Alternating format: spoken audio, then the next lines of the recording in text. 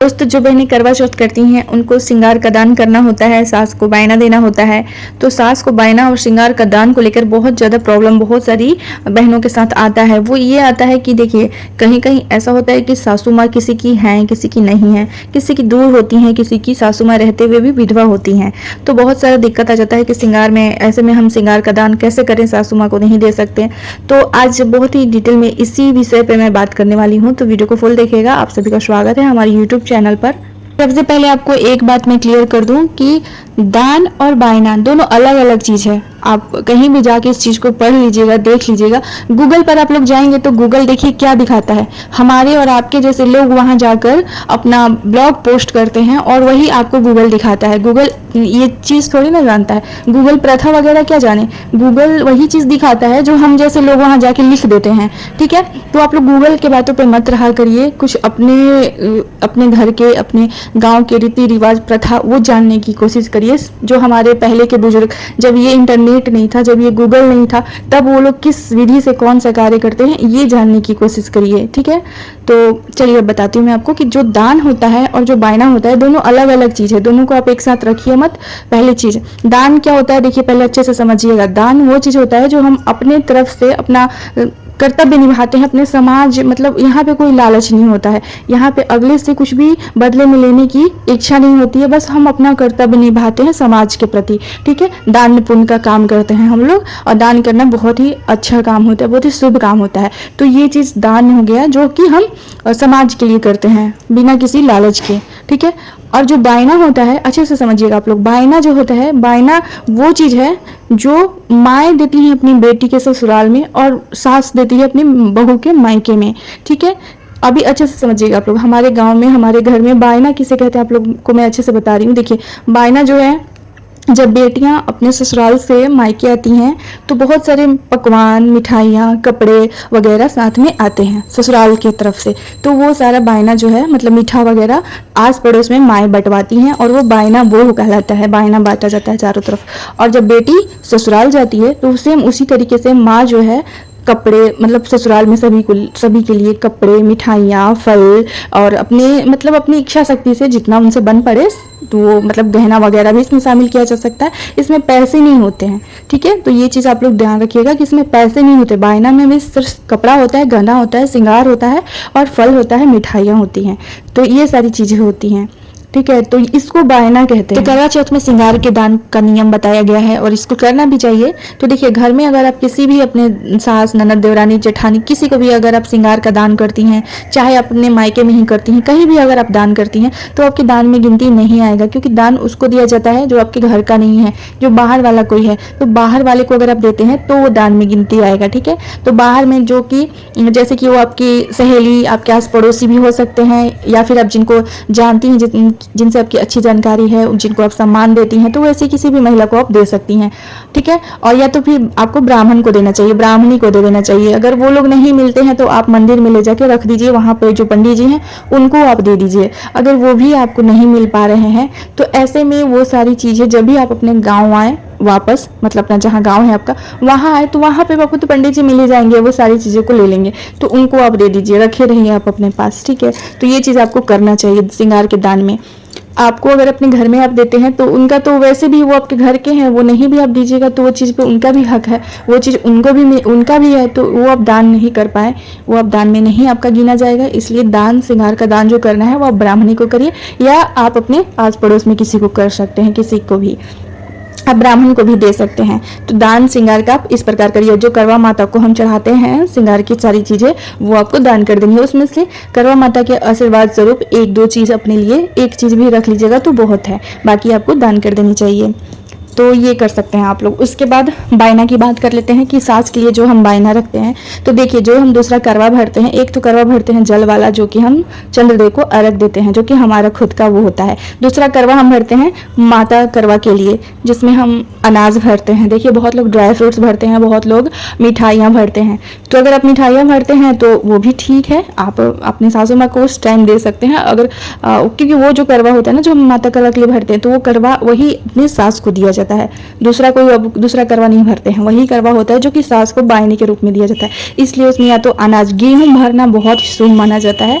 मिठाइयाँ वगैरह, dry fruits वगैरह या फिर खील और चूड़ा वगैरह ये सब आपको नहीं भरना चाहिए। गेहूँ भरना शुभ माना गया है, तो गेहूँ आप भरे तो ज़्यादा अच्छा होगा। गेहूँ जल्दी ख़राब नहीं होता है और वो आप जब भी मिले अपने सास से तो आप दे भी सकते हैं। ड्राई फ्रूट्स भी देखिए एक टाइम पर ख़राब हो जाता है, तो गेहूँ भरना चाहिए, चावल नहीं, गेहूँ भर सकती हैं आप उसमें, तो गेहूँ भरिए। तो जो वो करवा माता के लिए जो हम भरते हैं वही अपनी सास को दिया जाता है। और एक तरह से अनाज हो गया जो कि उनकी बहू ने पूजा, और आप क्योंकि घर की लक्ष्मी हैं तो आपके हाथों जो वो अन्न जाता है वो जहाँ भी आपकी सास भंडार घर में अन्न में मिला के उसको रख देना होता है, तो वो एक तरह से फलता फूलता है। लक्ष्मी के हाथों से जो करवाया जाए कार्य, उससे जो भी मिला तो वो इस तरीके से सास को दिया जाता है। तो जो आपने उसमें मीठा भी, फल वगैरह सब रख सकते हैं। साथ में आप अपनी सास को बायना, देखिए इस करवा चौथ में सास को बायना देना बहुत ही इस चीज़ का महत्व, इस चीज़ को दिया गया है। इसलिए दिया गया है कि जिसके बच्चे से, मतलब जिसके बेटे से आपके जीवन में रोशनी है, वही माँ के बच्चे ने आपके जीवन में रोशनी कर रखा है, उसी से सारा आपका सौभाग्य है। तो हम उस माँ को इसलिए पूजते हैं, उन्हें हम आदर देते हैं। तो उनके लिए आपको जरूरी कुछ ना कुछ जैसे रखना चाहिए। आप बायने में देखिए साड़ी भी रख सकते हैं, कपड़ा भी रख सकते हैं, श्रृंगार 16 श्रृंगार रख सकते हैं, कुछ ज्वेलरी भी रख सकते हैं जैसे कि गहना वगैरह, जैसे पायल, बिछुआ वगैरह भी आप रख सकते हैं। जो भी आपकी इच्छा शक्ति के अनुसार आपसे हो पाए वो आप रख सकते हैं, ठीक है। तो इस प्रकार से ये सारी चीज़ें रखी जाती है और वो सास को दी जाती है, और ये चीज़ सास को ही दी जाती है, ये और किसी को नहीं। और देखिए पहले के टाइम में क्या होता था ना कि बायना करवा चौथ जब बेटियां करती थी तो माएँ अपने घर से अपनी बेटी के ससुराल बायना ये सब कुछ भेजती थी, तो वही सारी चीज़ें बेटी अपनी सास को पूजने के बाद दे देती थी। लेकिन अब ऐसा नहीं हो पाता है सब लोग से इतना, अब तो बेटियां खुद ही ये सारी चीज़ें कर लेती हैं और अपनी सास को देना होता है। देखिए अगर आप साड़ी कपड़ा नहीं दे पा रहे हैं तो बस श्रृंगार का भी कम से कम रखिए, लेकिन कुछ तो रख लीजिए, ठीक है, सास के लिए, क्योंकि उनको दे के और आशीर्वाद लिया जाता है। तो अब जिनकी सास दूर हैं वो लोग क्या करें, तो देखिए जिनकी सास दूर हैं वो जो कपड़ा श्रृंगार ये सब निकाल के रखी हैं वो जब भी मिले अपनी सास को दे सकती हैं। और जो गेहूं मतलब अनाज इसीलिए भरा जाता है क्योंकि अनाज सालों साल खराब नहीं होता। अगर आप मिठाई फल भरते हैं तो वो आपका कुछ ही दिनों में खराब हो जाएगा, कुछ महीनों में ड्राई फ्रूट्स भी खराब हो जाता है, इसलिए अनाज भरा जाता है। तो आप जब भी अपने सास से मिलिएगा आप उनको दे दीजिएगा। तो ये हो गया। अब दूसरा परेशानी क्या दिल लोगों को आता है कि जिनकी सास विधवा है वो क्या करे। देखिए जिनकी सास विधवा है उनको भी अपनी सास के लिए बायना निकालना है, कपड़े वगैरह लेना चाहती हैं तो भी आप रख सकती हैं, बस आप उस पर श्रृंगार की चीज़ें मत रखिएगा, ठीक है। या तो फिर आप अपनी सास को कोई गहने भी दे सकती हैं, जैसे बिछुआ मत दीजिएगा, जो सुहाग से जुड़ी हुई होती है ना श्रृंगार, वो मत दीजिएगा। बाकी आप कपड़े, मिठाई और अनाज ये सब आप करवा वगैरह आप दे सकती हैं। अपनी विधवा सास को भी दे के और आशीर्वाद लिया जाता है। तीसरा अब आपको बता रही हूँ जिसकी वजह से बहुत सारे लोग परेशान होते हैं, जिनकी सास ही नहीं है वो क्या करें।